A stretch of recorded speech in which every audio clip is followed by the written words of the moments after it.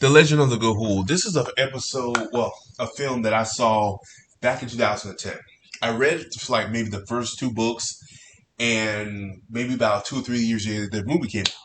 Funny enough, directed by Zack Snyder. So I heard about it. I was like, oh my god, this is great. Um, it's a mixed bag. It's good. Does it follow the book to a T? No, but it's a good film. Um, it's pretty much about this film Sawyer and his brother. Um, and their adventure. Pretty much Sawyer and his brother gets captured by the evil owl, um, a Meadowbeak, and they get brought back to his lair where they pretty much train these new owls to become his herd of army, so he can go conquer conquer Gahul, the Guardians in a way. And that's pretty much it. To sum up, it's well. I mean, honestly, from watching it, it's a well animated film, even for its time. Came out in 2010. We're almost a decade later into it, and I enjoyed it. There's some times the pacing is off. The story is there. The story's there, and that's why I appreciate the story. The acting's there. The story's there. It's just, it's kind of, you could tell at this time Warner Brothers were trying to get back in the animation department, and this film was probably they thought was going to be that one that flagship them back. The biggest issue is, and you could tell this is a Zack Snyder film, a lot of slow mo. Uh, the biggest issue with the film is it's not it's it's too short for it.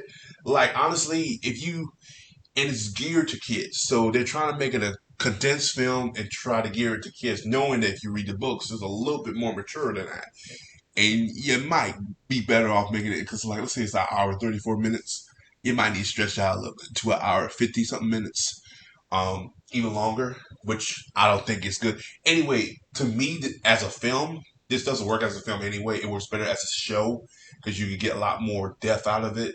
Like if they do it today, let's say Netflix or HBO Max decide, hey, let's do this.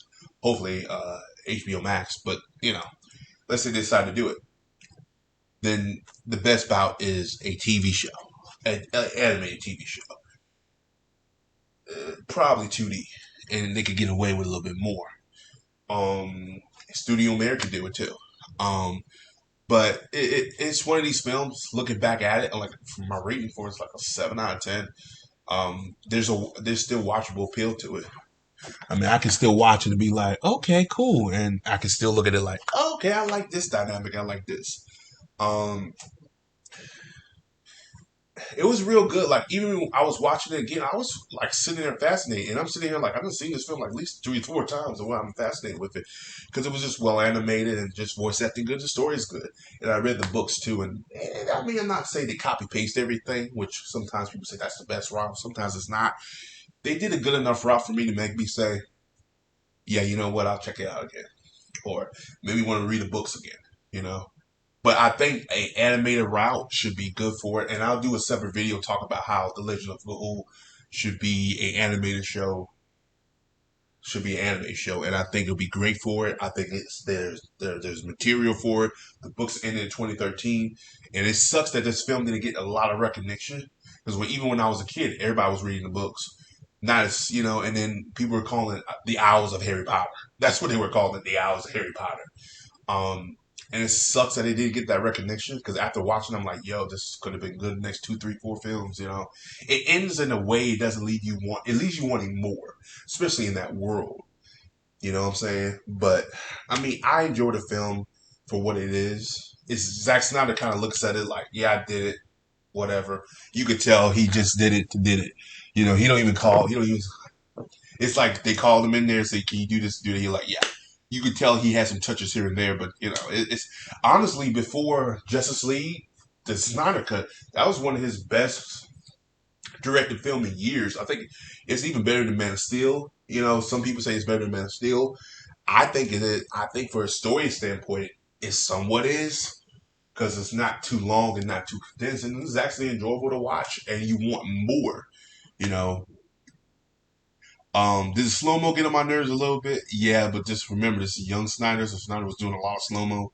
but it was still enjoyable. So if you haven't seen it, go check it out.